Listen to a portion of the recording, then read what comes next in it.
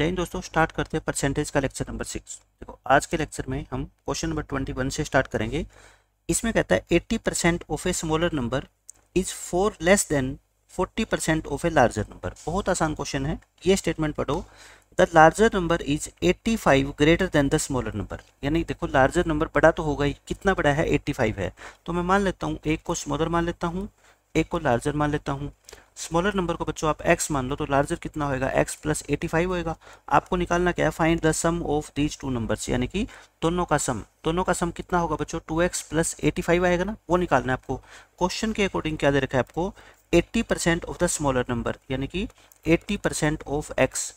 ये 4 लेस है किससे? 40% ऑफ द लार्जर, यानी कि लार्जर के 40% से, लार्जर का 40% ये होगा, इससे 4 क्या है बच्चों? कम है। तो बस अब क्या कर दो, परसेंटेज का साइन हटा दो।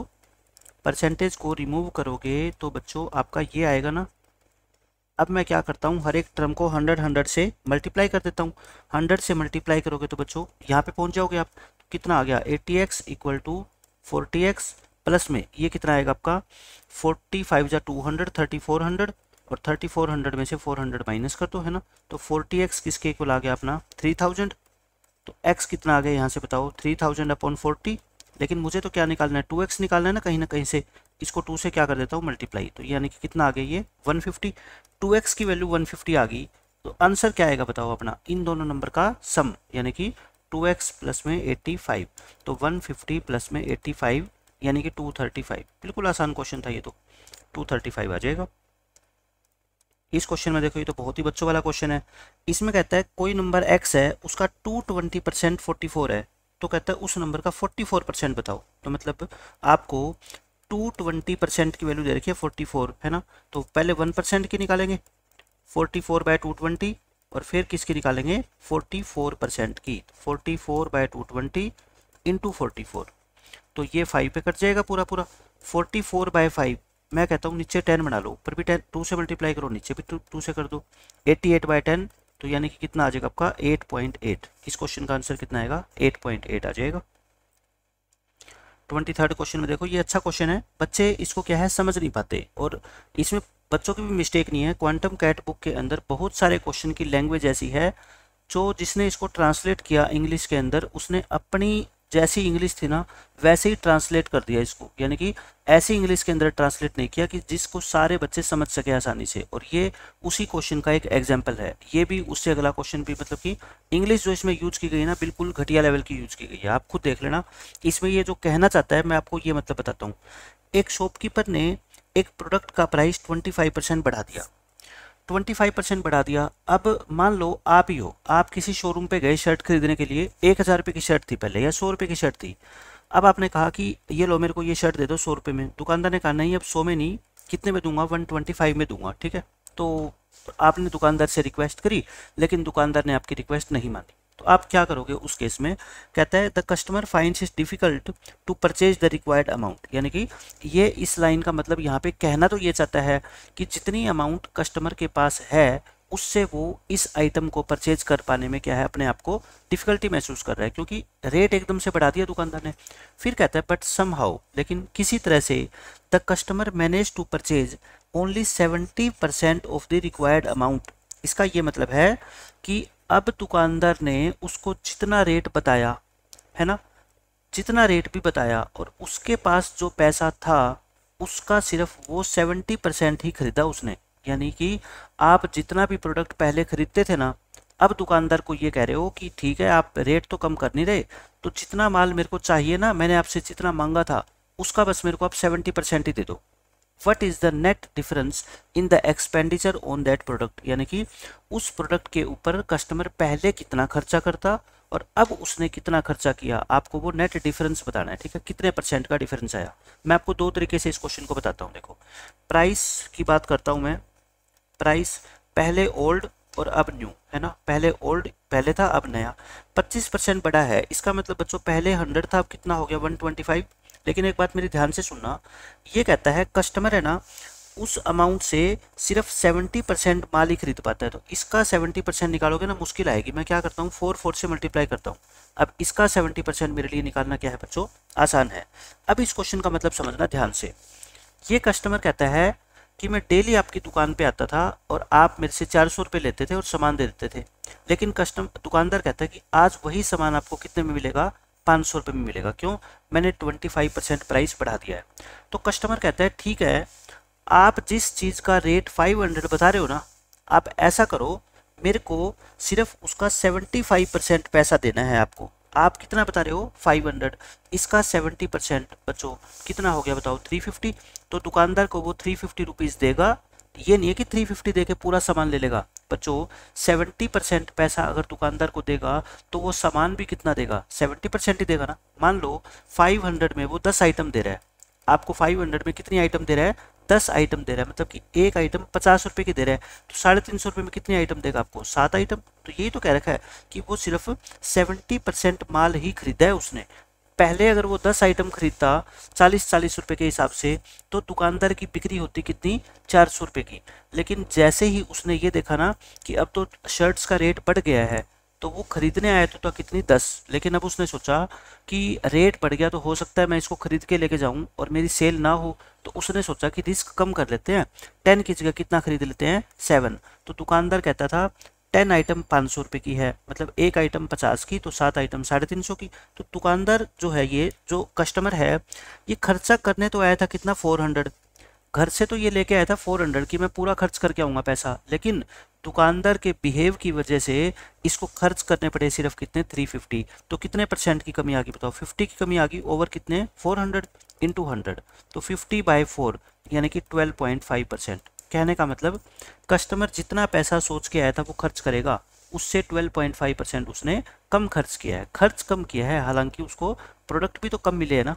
बस ये क्वेश्चन का मतलब था। अब आप खुद सोच लो कि इस लैंग्वेज को समझ के जो मैंने आपको इसकी एक्सप्लेनेशन दी है, वो कोई बच्चा समझ नहीं सकता पेपर के अंदर अगर ऐसी लैंग्वेज आ गई। ये ठीक वैसी लैंग्वेज है जैसे आप भारत के संविधान को पढ़ते हो, और संविधान को पढ़ लिया आपने, लेकिन उससे समझ आपको कुछ भी नहीं आएगा। वो सिर्फ कुछ लोगों की लैंग्वेज है, जिसको बोला जाता है ना कि ये वकीलों का स्वर्ग है। वकीलों का स्वर्ग क्यों कहा जाता है? कि उसकी लैंग्वेज को वकील ही समझ सकता है। इसी तरह से इस क्वेश्चन की लैंग्वेज को वही बंदा समझ सकता है जिसने इसको बनाया है, उसके अलावा कोई नहीं समझ सकता इसको। ऐसी घटिया लैंग्वेज पेपर के अंदर नहीं आएगी। अब देखो इस क्वेश्चन में, ये अच्छा क्वेश्चन है। इसमें क्या कहता है, सिर्फ आपको मैं एक चीज़ का मतलब समझाऊंगा, उसके बाद ये क्वेश्चन आसान है। इन द प्रीवियस गवर्नमेंट, यानी कि पिछले साल जो सरकार थी या पिछली टर्म के अंदर जो सरकार थी, पार्टी क्यू जो है ना बच्चों, वो किस में थी? ओपोजिशन में थी। ओपोजिशन का मतलब दो पार्टी है यहाँ पे इस क्वेश्चन में। एक पार्टी पी है, मैं लिख के समझाता हूँ आपको, बिल्कुल आसान क्वेश्चन है। एक पार्टी क्यू है। पार्टी क्यू क्या थी? ओपोजिशन में। ओपोजिशन का मतलब रूलिंग पार्टी कौन थी? ये रूलिंग पार्टी थी। एक पार्टी क्या होती है? Ruling party. और एक क्या होती है? ओपोजिशन। जैसे अब मान लो रूलिंग पार्टी इंडिया में बीजेपी की सरकार है, मान लो सेंटर में, तो ये बीजेपी होगी। कांग्रेस को कह लो ओपोजिशन में होगी, है ना। यानी कि इसके बाद जो भी सरकार बचगी वो क्या होती है? ओपोजिशन में होती है। ये होगी पार्टी पी और पार्टी क्यू। पिछले साल की कहता है बात करें या पिछली गवर्नमेंट की बात करें, तो पार्टी क्यू रूलिंग पार्टी नहीं थी। कौन थी रूलिंग पार्टी? पार्टी पी, यानी कि इसके पास सीटें ज़्यादा थी। लेकिन कहता है now increasing the seats by 33.33%, Q is the ruling party. अब ये कहता है बच्चों, पहले क्यू को जितनी भी सीट मिली थी ना, अब उसकी सीट इतने से बढ़ गई, मतलब 1/3 बढ़ गई। पहले 3 थी तो अब कितनी होगी? 4 होगी। मतलब कि मैं ये बात कर रहा हूँ, पहले इसके पास 3x सीट थी, अब कितनी होगी बच्चों? 4x होगी। ये किस में लिख रहा हूँ मैं? प्रीवियस गवर्नमेंट में, और ये करंट गवर्नमेंट में। आज की बात करूं, यानी कि पहले अगर पार्टी क्यू के पास नंबर ऑफ सीट कितनी थी? 3x, अब बढ़ के वो कितनी होगी? 4x होगी। इसलिए अब ये क्या हो गया? ये Q enjoys twice the majority than that of party P in the previous government. इस लाइन का मैं आपको मतलब समझाता हूँ। देखो, अब पार्टी क्यू क्या है? रूलिंग पार्टी है। अब इस साल पार्टी क्यू क्या है? Ruling party. क्यों? क्योंकि इसकी सीट पहले से बढ़ गई। लेकिन इस लाइन का मतलब ये है, पार्टी क्यू के पास मेजोरिटी तो है ही है, नो डाउट, क्योंकि ये रूलिंग पार्टी है। मेजोरिटी का मतलब पार्टी क्यू के पास सीटें ज़्यादा है, किससे? पी से। लेकिन कितनी ज़्यादा है? See the Q party Q enjoys twice the majority than that of party P in the previous government. इसका मतलब बच्चों मैं आपको बिल्कुल आसान लैंग्वेज में समझाता हूँ। देखो, एक बच्चा पी है, एक बच्चा क्यू है, ठीक है, ये दोनों दोस्त है। पिछले दिन इसकी मम्मी ने इसको 20 रुपये दिए, और आपकी मम्मी ने आपको दिए, मान लो क्यू को दिए इसकी मम्मी ने कितने? 18 रुपये। यानी कि पी के पास मेजोरिटी है कितने रुपए से, 2 रुपए से। कितने रुपए से बच्चों, 2 रुपए से। लेकिन अगले दिन क्या हुआ, पी की मम्मी ने इसको सिर्फ कितने रुपए दिए, 15। 20 की जगह कितने कर दिए, 15। क्यों अपनी मम्मी से कहता है कि मम्मी आज मेरे पास मौका है, आप कुछ ऐसा कर दो कि मेरे पास पी से पैसे ज़्यादा तो हो ही जाए। नो डाउट, क्योंकि कल पी के पास ज़्यादा थे, मेरी इंसल्ट हुई। आज मेरे पास क्या होने चाहिए, ज़्यादा। लेकिन कितने ज़्यादा, मम्मी पूछेगी बताओ कितने ज़्यादा दूँ। वो कहेगा कल इसके पास मेरे से 2 रुपये ज़्यादा थे, मैं चाहता हूँ आज मेरे पास इससे डबल ज़्यादा हो, मतलब 2 का भी डबल, 4 ज़्यादा हो मेरे पास। समझ गया। तो इसमें यही कह रखा है क्वेश्चन में कि वो मेजोरिटी को तो इंजॉय कर रही है, लेकिन डबल, यानी कि पहली साल पिछली गवर्नमेंट में पी के पास जितनी सीटें ज़्यादा थी ना, क्यू के पास अब की बार उससे डबल सीटें ज़्यादा है। मतलब पिछले दिन तो इसके पास 2 रुपये ज़्यादा थे, अब इसके पास ज़्यादा तो है ही है, लेकिन इससे डबल ज़्यादा है। ठीक है, यानी कि 2 का डबल कितना हो गया बच्चों, 4। ये क्वेश्चन में कहना चाहता है।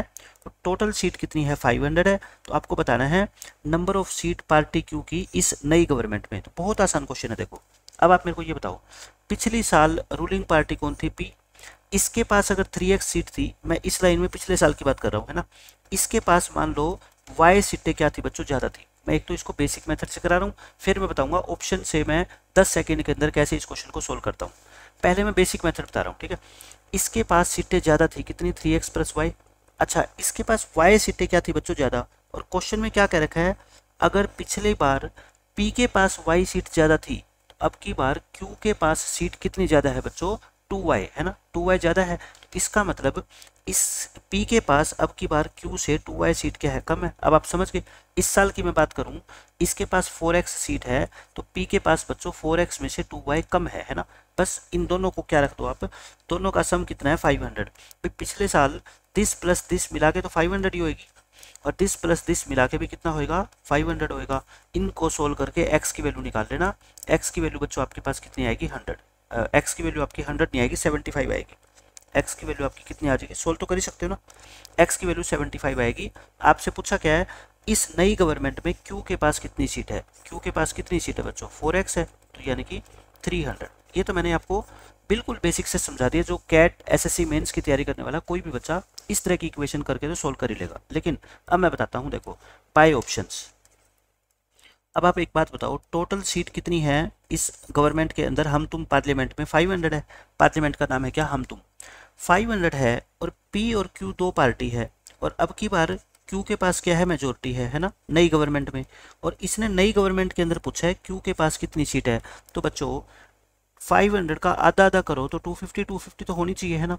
तो बताओ क्यू के पास क्या 250 से कम सीट हो सकती है, ये तो बिल्कुल भी नहीं हो सकती। अब बची ऑप्शन नंबर 2, है ना, 275 या 300। मैं मान लेता हूँ अब की बार इसके पास 275 सीट है ना। अब की बार की बात कर रहा हूँ, इसके पास कितनी है, 225 होगी, क्योंकि टोटल सम कितना है, 500 है। एक बात बताओ, अब की बार बच्चों इससे कितनी सीट ज़्यादा है, इसके पास 50 सीट ज़्यादा है ना। अब की बार क्यू कहता है मेरे पास तेरे से 50 सीट ज़्यादा है, तो पी कहेगा कि अगर मैं पिछले साल की बात करूं, प्रीवियस ईयर की, तो मेरे पास तुमसे सीट ज़्यादा थी, लेकिन कितनी, 25। इसका आधा ज़्यादा थी ना, 25 ज़्यादा थी बच्चों। टोटल 500 सीट है। आप क्या इसको पी और क्यू दो नंबरों में बांट सकते हो कि पी के पास 25 सीट कम हो। भाई 500 में से पहले 25 माइनस कर लो, 475 को आधा आधा बांट दो, है ना। और फिर पी के पास ज़्यादा है तो पी को दे दो 25। लेकिन क्या ऐसा पॉसिबल है, ये तो नेचुरल नंबर नहीं है ना, नंबर ऑफ सीट है, तो मतलब कि ये ऑप्शन नहीं हो सकता। ऑप्शन कौन सा हो जाएगा, 300। अब ये 300 कैसे, आप सोचोगे 300 कैसे, करके दिखाओ। पी और क्यू, अगर मान लो इस बार पी क्यू के पास 300 है, तो पी के पास कितनी बच गई, 200। मेजोरिटी कितने की होगी बताओ, 100 की। अब अगर यहाँ पे 100 की मेजोरिटी है, तो बच्चों अगर मैं पिछले साल की बात करूँ, पिछले साल की, तो इसके पास मेजोरिटी कितने की होगी बच्चों, 50 की, आधी थी ना इसके पास। तो अब ये बताओ, पिछले साल टोटल 500 सीटों में से इसके पास 50 ज़्यादा थी, मतलब कि 500 में से पहले 50 माइनस कर दो, 450 बच गई। 450 को आधी आधी बांट दो, तो कहने का मतलब इसके पास 225 सीट थी और इसके पास 275 सीट थी। ऑप्शन अपना करेक्ट हो गया। लेकिन आप सोचोगे करेक्ट कैसे, मतलब वेरिफिकेशन कैसे हुई। वेरिफिकेशन बच्चों ऐसे हुई क्यू से। अब देखो क्या कह रखा था क्वेश्चन में, Q की सीट 1-3 इंक्रीज होगी, मतलब पहले 3 थी तो अब कितनी होगी 4। तो बताओ 225 का और 300 का जो रेशियो होता है वो 3:4 ही तो होता है, और क्वेश्चन में भी ये 3:4 दे रखा है। इसका मतलब हर तरीके से वेरीफाई हो गया, इस क्वेश्चन का आंसर पता लग गया। लेकिन फिर भी ये चीज़ें आपको नहीं समझ आती तो मैंने तो आपको बिल्कुल बेसिक से भी बता दिया। तो ये थे आपके 4 अच्छे क्वेश्चन। मिलते हैं नेक्स्ट लेक्चर में। बाय बाय, जय हिंद।